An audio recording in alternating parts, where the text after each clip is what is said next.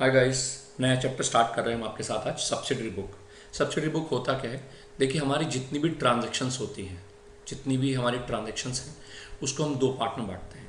या तो वो हमारी ट्रांजैक्शन होंगी कैश ट्रांजैक्शन, ठीक है, और या वो हमारी ट्रांजैक्शन होंगी क्रेडिट ट्रांजैक्शंस, ठीक है। अगर हमारी ट्रांजैक्शन कैश ट्रांजैक्शन है तो हम उन्हें ट्रांसफ़र करते हैं कैश बुक में, which we have already done, ठीक है, या आप इसकी वीडियोस ऑलरेडी कर चुके हैं। अगर हमारी ट्रांजैक्शन क्रेडिट ट्रांजैक्शन है, ठीक है, तो फिर हम उसको ट्रांसफर करते हैं सब्सिडरी बुक के अंदर। किसके अंदर ट्रांसफर करते हैं? सब्सिडरी बुक में। अब याद रखना, इनको सब्सिडरी बुक या स्पेशल पर्पस सब्सिडरी बुक कहते हैं। स्पेशल पर्पस सब्सिडरी बुक भी कहते हैं, ठीक है, या फिर इनको डे बुक के नाम से भी बोलते हैं, या इनको इनवॉइस बुक भी बोलते हैं, ठीक है। तो आज हम जो करने जा रहे हैं वो यही करने जा रहे हैं कि सब्सिडी बुक क्या होती है। तो ट्रांजैक्शन को दो पार्ट में बांटा, कैश या क्रेडिट। अगर आपने कहीं भी डीलिंग कैश में की है तो वो कैश बुक में आएगा, लेकिन अगर आपने डीलिंग क्रेडिट में की है, उधार में की है, तो वो सब्सिडरी बुक में आएगा, ठीक है। अब देखते हैं सब्सिडी बुक के टाइप्स क्या क्या होते हैं। देखिए गाइस, ये टाइप्स हैं सब्सिडरी बुक के। टोटल 7 आपके सामने लिखे हुए हैं, ध्यान से देखिए। First, purchase book, then purchase return book, sales book, sales return book, BR book, that is bills receivable book, BP book, that is bills payable book, and journal proper, ठीक है। तो purchase, purchase return, sales, sales return, BR, BP, journal proper, ठीक है। गलत नहीं होगा अगर हम बोल दें कि कैश बुक भी एक सब्सिडरी बुक भी होती है। कैश बुक एक सब्सिडरी बुक भी होती है। कैश बुक दोनों है, ये एक बुक ऑफ ओरिजिन एंट्री यानी एक प्रिंसिपल बुक भी होती है, ठीक है, याद रखना, और सब्सिडरी बुक भी होती है। तो ध्यान रखना कि कैश बुक भी है, लेकिन इस पर्टिकुलर चैप्टर में क्योंकि हम कैश बुक को कवर कर चुके हैं पहले ही, तो हम कैश बुक को यहाँ से हटा देते हैं। हम इन बुक्स को करने वाले हैं इस पर्टिकुलर चैप्टर में। अच्छा, परचेज रिटर्न का नाम रिटर्न आउटवर्ड बुक और सेल्स रिटर्न का नाम रिटर्न इनवर्ड बुक होता है। सो आई होप आपको इनके नाम पता लग गए होंगे। अब हम देखते हैं इस वीडियो में आगे कि इन बुक को बनाने का फॉर्मेट क्या है और कैसे बनाया जाता है। ये देखिए गाइस, फॉर्मेट आपके सामने आ चुका है। ये एक परचेज बुक का फॉर्मेट है। ऐसे ही सेल्स बुक का फॉर्मेट होगा, परचेज रिटर्न का और सेल्स रिटर्न का। हाँ, अगर मैं बात करूँ आपकी BR बुक और BP बुक की, अगर मैं इन दोनों बुक की बात करता हूँ कि ये जो दो बुक थी हमारे पास, BR बुक और BP बुक, ठीक है, खुश हो जाइए क्योंकि CBSE कहता है कि आपके कोर्स में इसको हटा दिया गया है, ये आपके कोर्स में नहीं है। तो हम बाकी की बुक्स पढ़ने वाले हैं और ये BR BP बुक्स हम इसमें नहीं पढ़ेंगे, ठीक है। तो ये आगे गाइस आपकी परचेज बुक।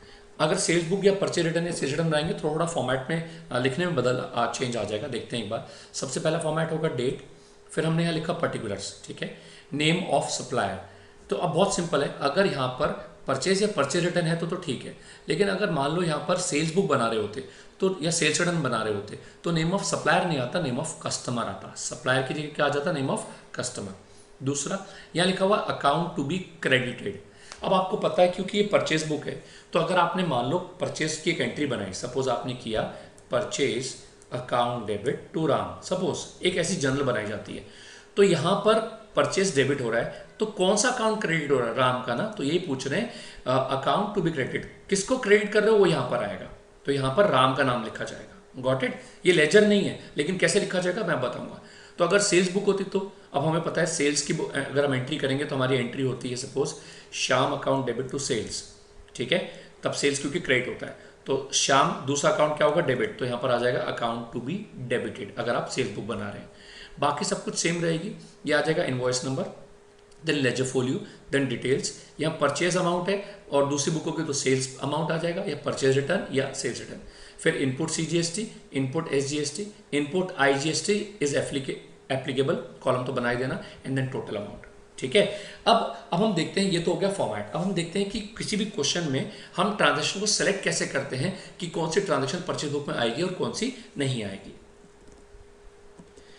देखिए गाइस, ये एक ट्रिक है आपके लिए कि कैसे हम ट्रांजैक्शन को सेलेक्ट करेंगे, ये आपको क्या ध्यान रखना है, ठीक है। पॉइंट टू रिमेंबर है ये, PTR कह देंगे इसको, पॉइंट टू रिमेंबर, यानी transaction which are to be recorded in purchase book, sales book, purchase return और सेल्स रिटर्न। कैसे पता लगेगा कि रिकॉर्ड करना है? अगर आप देखें ट्रांजैक्शन में गुड्स हैं और क्रेडिट पे हैं तो उसको रिकॉर्ड किया जाएगा, it is going to be recorded. अगर आपको दिख जाए कि ट्रांजैक्शन में एसेट्स है या फिर कैश लिखा हुआ है, इन दोनों में से कोई भी एक चीज दिख जाए, क्योंकि एसेट्स को कभी भी सब्सिडी बुक में रिकॉर्ड नहीं किया जाता, ना ही कैश ट्रांजेक्शन में रिकॉर्ड किया जाता है, तो उनको हम रिजेक्ट कर देंगे। तो किसको सिलेक्ट करेंगे अपन, अगर ये कॉम्बो दिख जाए कि गुड्स और क्रेडिट पे खरीद रहे हो। अगर एसेट खरीदेंगे तो हम क्या करेंगे, नहीं सर ये नहीं आ सकता। कैश पे खरीदेंगे तो हम क्या करेंगे, ये नहीं आ सकता। इसको पक्का करने के लिए एक क्वेश्चन कर लेते हैं हम। गाइस देखिए क्वेश्चन आपके सामने आ चुका होगा, 2017 का क्वेश्चन है और उसमें 4 ट्रांजेक्शन है, May 2, May 10th, May 15th and May 25।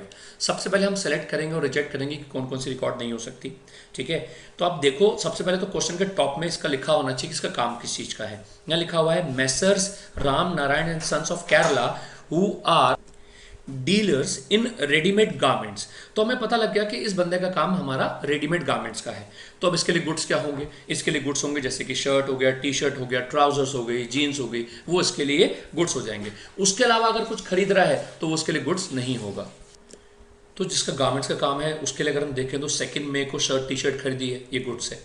10th को फिर शर्ट खरीदी है, ये गुड्स है। 15th को उसने चेयर खरीदी है, तो चेयर तो गारमेंट्स का काम में नहीं आती ना, तो ये क्या कहलाएगा, ये एक एसेट बन जाएगा। क्या कहलाएगा, एसेट। तो May 15th हम रिकॉर्ड नहीं करेंगे।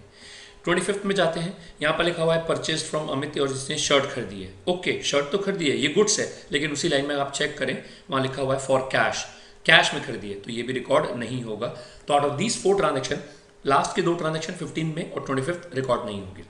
एट द सेम टाइम अगर हम देखें तो अगर यहाँ कोई ऐसा लिखा होता कि उसने शर्ट खरीदी है अपने बेटे के लिए, तो वो भी यहाँ रिकॉर्ड नहीं होता, क्योंकि ये बिजनेस के लिए हम बुक्स बना रहे हैं, तो कोई उसका पर्सनल अगर मैटर हो रहा है तो वो यहाँ रिकॉर्ड नहीं होगा। तो हमें क्या क्या हटाना है, हमें हटाना है, देख लीजिए एक बार वापस से, एसेट्स हटाने हैं हमें, यानी अगर एसेट्स को रिकॉर्ड कर रहा है उसने खरीदा है वो नहीं आएगा, कैश ट्रांजेक्शन है वो नहीं आएगा, और अगर उसने कुछ पर्सनल यूज़ के लिए किया है, किसके लिए, पर्सनल यूज़ के लिए लिया है, तो वो भी नहीं आएगा। ठीक है, सिर्फ बिजनेस यूज़ के लिए आएगा। तो बिजनेस यूज़ के लिए खरीदे गए गुड्स और क्रेडिट पे खरीदे गुड्स वो ही आते हैं।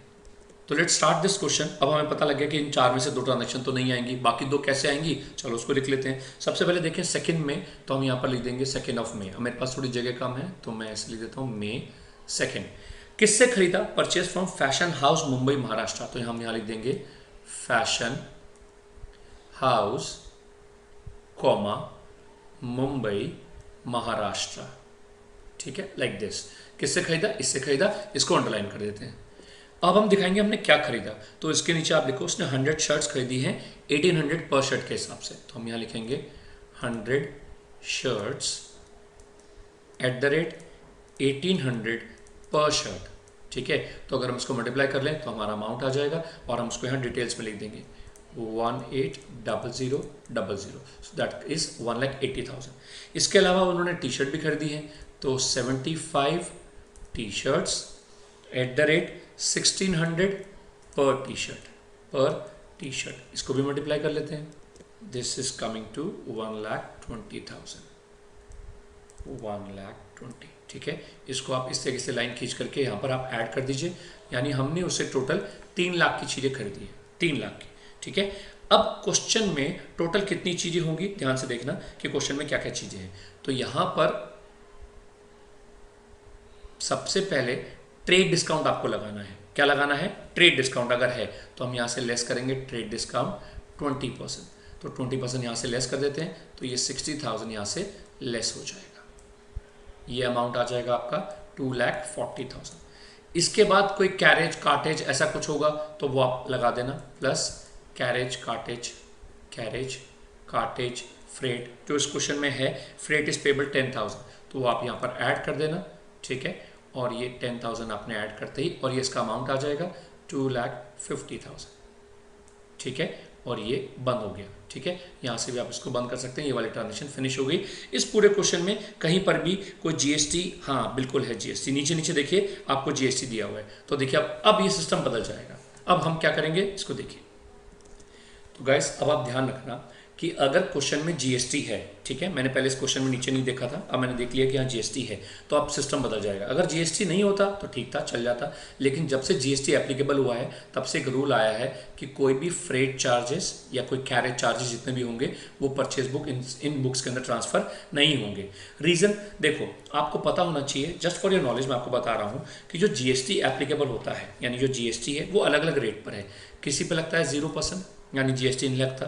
किसी पे 5% की रेट है, किसी पे 12% की रेट है, किसी पे 18% की रेट है और किसी पे 28% की रेट है। ठीक है, तो अलग अलग गुड्स पे अलग अलग जीएसटी की रेट होती है, लेकिन फ्रेट पे जो जीएसटी रेट है वो 18% है, तो हम यहाँ लगा ही नहीं सकते, इसीलिए फ्रेट को यहाँ से हमें हटाना पड़ेगा अगर क्वेश्चन हमें कहता है कि यहाँ पर जीएसटी लगा हुआ है। ठीक है, तो आप देख लेना कि जीएसटी एप्लीकेबल है तो फिर फ्रेट को यहाँ से हटा देंगे अपन।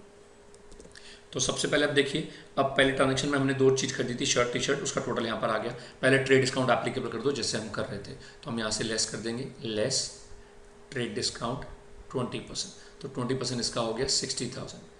ये लेस करने के बाद हमारी ये चीज़ हो गई 2,40,000 की। ठीक है, अब इसमें लिखा है फ्रेट चार्जेस, लेकिन क्वेश्चन में जीएसटी की रेट दे रखी है, तो यहाँ से फ्रेट हट जाएगा, सीधे हम ऐड कर देंगे। तो विल ऐड, यहाँ से हम ऐड प्लस का साइन भी लगा सकते हैं, हम ऐड कर रहे हैं दोनों CGST एंड SGST, तो यहाँ पर हम लगा देंगे 9% CGST and 9% SGST।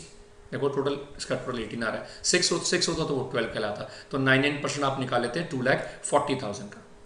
That will come to approximately 21,600, अगर गलत नहीं कर रहा हूँ तो 21,600 CGST, 21,600 SGST। ठीक है, अब क्वेश्चन में अगर देखें तो यहाँ ध्यान से देखो, यहाँ पर ये बंदा केरला का है। ठीक है, केरला का बंदा है और उसने खरीदा महाराष्ट्र से, तो आपको क्या लगता है ये केरला का बंदा महाराष्ट्र से खरीद रहा है, तो हम यहाँ पर ये जो लगा रहे हैं ये सही है या गलत है?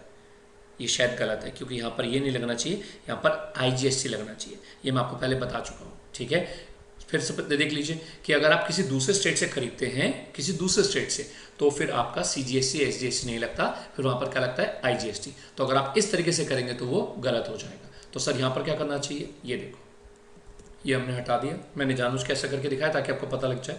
तो इंस्टेड ऑफ दोस टू हम यहाँ पर सीधे 9 and 9 18% का IGST लगाएंगे, 18% IGST। कैसे पता लगा? क्योंकि ये हम खरीदे किससे हैं, मुंबई से, और हम खुद कहाँ पे हैं, ऊपर देखो लिखा है क्वेश्चन में रामनारायण सन्स ऑफ केरला, तो ये बहुत ध्यान देने वाली बात है। तो यहाँ पर हम 18% इसका निकाल लेते हैं, दिस विल कम टू 43,200, तो वो 2 की जगह यहाँ पर 1 आ गया, 43,200। इसको बंद करके अब ऐड कर देते हैं हम यहाँ पर, इसको ये बंद करेंगे और यहाँ से इसको ये बंद कर देंगे, ये आ जाएगा 2,83,200। ठीक है, अब बहुत ध्यान सुनना, जो भी अमाउंट डिस्काउंट लगाने के बाद आ रहा है, यानी मैं इनकी बात कर रहा हूँ, ठीक है, ये इनकी बात कर रहा हूँ, जो भी अमाउंट डिस्काउंट लगाने के बाद आ रहा है, इनको ब्रैकेट्स को तो हटा देते हैं, ये आपको बनाना नहीं है, वो आप आगे लिखना शुरू करेंगे। लिखेंगे कैसे आप अमाउंट, ध्यान से देखिए, ये जो 2,40,000 का अमाउंट दिख रहा है आपको, क्योंकि आपको यहीं से लिखना शुरू करना है, तो इस अमाउंट को परचेज के अंदर डाल देंगे, क्योंकि परचेज की वैल्यू, गुड्स की वैल्यू अब 240 है डिस्काउंट लगाने के बाद। इनपुट ये नहीं लगा, इनपुट ये नहीं लगा, IGST का अमाउंट आ जाएगा 43,200 और ये वाला अमाउंट फाइनल यहाँ पर आ जाएगा, total amount 2,83,200। I hope this is clear. ठीक है, this is very much clear. चलते हैं हमारी नेक्स्ट ट्रांजेक्शन पर। नेक्स्ट ट्रांजेक्शन 10th मई में अपोलो गारमेंट केरला वाला ही, उससे ही खरीद रहे हो आप, तो यानी यहाँ पर IGST नहीं लगेगा। ठीक है, तो अब हम यहाँ जाते हैं और 10th ऑफ मई लिख देते हैं, तो ये हमारा 10th ऑफ मई, एक लाइन छोड़ देते हैं, चलो थोड़ा प्रेजेंटेशन बेटर हो जाएगा। 10 में किससे खरीद रहे हैं अपन, हम खरीद रहे हैं अपोलो गारमेंट केरला से। ठीक है, सो अपोलो गारमेंट्स केरला। ठीक है, अंडरलाइन कर देते हैं। क्या खरीदा आपने, ये लिख लीजिए इसके नीचे, अपोलो के नीचे यहाँ पर आ जाएगा 65 शर्ट्स एट द रेट, कितना प्राइस है इसका, 2,000। ठीक है, सो एट द रेट 2,000 पर शर्ट और पर पीस। ठीक है, फिर उसके बाद क्या खरीदा, 80 टी शर्ट्स खरीदी हमने एट द रेट 1,500 पर पीस। ठीक है, मल्टीप्लाई करके अमाउंट लिख देते हैं, तो ये इनका मल्टीप्लिकेशन करके अमाउंट आ गया। इसको अब बंद करके, यानी हमने टोटल जो गुड्स खरीदे हैं उससे, वो खरीदे हैं 2,50,000 के। अब देखते हैं इस क्वेश्चन में क्या लग रहा है, इसमें ट्रेड डिस्काउंट लग रहा है, इसमें फ्रेट चार्जेस हैं और GST तो लगेगा ही लगेगा। ठीक है, तो पहले हम क्या करेंगे, हम यहाँ से लेस कर देंगे, लेस 20% ट्रेड डिस्काउंट हमने ले लिया, तो यहाँ से हम इसका 20% निकाल देते हैं, 50,000 का ट्रेड डिस्काउंट हमें मिल गया। ठीक है, ये हमारे गुड्स हो गए कितने के, 2 लाख के, अब हमें पता है कि हम फ्रेट लगाएंगे नहीं लगाएंगे, सर फ्रेट नहीं लगाएंगे क्योंकि जीएसटी के एप्लीकेबल होने के बाद से इसको हटा दिया गया है, तो यहाँ से फ्रेट नहीं लग सकता। तो ठीक है, अब फ्रेट को हटा देते हैं। फ्रेट को हम अलग जाएंगे, कहाँ जाएगा, जनरल प्रॉपर में। सर वो तो पढ़ा नहीं बेटा, आगे पढ़ेगा, रुक जा। अच्छा, अब मैं पूछूं यहाँ पर IGST लगेगा या दोनों अलग अलग लगेंगे? सर अलग लगेंगे क्योंकि ये केरला का केरला में खरीद रहा है। तो यहाँ पर आ जाएगा 9% CGST एंड 9% SGST। ठीक है, तो ये हो जाएगा 18,000 एंड 18,000। ये दोनों आप ऐड कर दीजिए, इसको यहाँ से बंद कर दीजिए, ये आ जाएगा 2,36,000। अब जहाँ डिस्काउंट लगा है, यहाँ लगा था ना, उसके बाद वाले अमाउंट को उठा लो। 2 लाख को यहाँ पर लिख दो परचेज के अंदर। 18,000 हो गया आपका CGST, 18,000 हो गया आपका SGST, IGST यहाँ लगा नहीं, और टोटल अमाउंट हो गया आपका 2,36,000। अब गाइस, क्योंकि हमें पता है कि ये 2 ही ट्रांजेक्शन इसके अंदर आनी थी, बाकी 2 तो हमने रिजेक्ट कर दी थी। आई होप आपको ध्यान है कि क्यों रिजेक्ट की थी। तो अब इनका फाइनल टोटल करने का टाइम आ गया। ठीक है, आप यहीं कहीं इसको टोटल कर दीजिए। ये हम टोटल कर रहे हैं, जो आप टोटल करेंगे ये मंथ, क्योंकि अब आगे और नहीं है, तो यहाँ पर हम जो लिखेंगे वो मंथ की लास्ट डेट लिखेंगे। हमारा कौन सा मंथ था? हमारा ये मंथ था मई। ठीक है, सो मई अगर हम कर रहे हैं तो मई की यहाँ पर लास्ट डेट आ जाएगी, दैट इज 31st। यहाँ पर हम लिख देंगे टोटल, और अब आप इनका टोटल यहाँ से करना चालू कर दीजिए। सो 240 ये वाला अमाउंट आ गया। ठीक है, और उसके बाद यहाँ पर था 2 लाख, तो ये हो गया कितना, 4,40,000। ठीक है, ये आपका आ गया CGST, ऊपर नहीं था, यहाँ पर आ गया आपका SGST। ठीक है, 18,000 है, मैंने गलती से 1 0 बढ़ा दिया, इसको ठीक कर देते हैं, इसमें भी ठीक कर देते हैं। सो दिस इज 18,000 आपका यहाँ का अमाउंट आ गया, 18,000 यहाँ का अमाउंट आ गया। IGST आपका 43,200, और इनका टोटल कर देते हैं। ये टोटल आपका आ रहा है 5,19,200। That's it. अगर आप नीचे नोट लिखना चाहो तो आप नोट लिख सकते हो। ये लाइंस जो आपने बनाई है ये यहीं तक बना लो, अगर बना सकते हो उसके आगे बनाने की जरूरत नहीं। यहाँ लिख देना freight charges will be recorded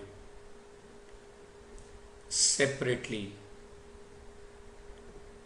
in journal proper. और वो क्या है गौरव सर बताएंगे बेटा आपको। ठीक है, अभी फिलहाल इस तरीके से आप बनाएंगे purchase book, purchase return book, sales book and sales return book. अच्छा, बाई चांस अगर आपको दिक्कत आ जाए ये समझने में कि कोई क्वेश्चन आ जाए जिसमें आपको परचेज रिटर्न, सेल्स रिटर्न दोनों दे दें, तो अगर मैं आपको बोलूँ रिटर्न टू राम, इसका मतलब क्या होता है? हम राम को रिटर्न कर रहे हैं, तो इसका मतलब पहले खरीद के लाए होंगे ना, अब रिटर्न कर रहे हो, तो ये कहलाएगा परचेज रिटर्न। अगर मैं बोलूँ राम रिटर्न्ड, राम ने रिटर्न किया है, तो याद रखना सामने वाला रिटर्न करता है तो सेल्स रिटर्न होता है, क्योंकि राम ने रिटर्न किया तो आपने पहले इसको बेचा था, अब उसने रिटर्न किया। तो इससे पता लगता है अगर एक ही क्वेश्चन में दोनों आपको ट्रांजेक्शन दे दें तो purchase return, sales return book अलग अलग बनानी होगी, तो वो अलग अलग आपको करना होगा। So I hope this is clear. इससे अब आपको क्वेश्चंस करने हैं इन सब्सिडरी बुक के। टेक केयर गाइस, आप थे गौरव सर के साथ, हम पढ़ रहे थे सब्सिडरी बुक, जिसमें हमने जनरल प्रॉपर के अलावा हमारी 4 बुक्स कंप्लीट कर दी। BR BP बुक हमारे कोर्स का पार्ट नहीं है। Bye bye.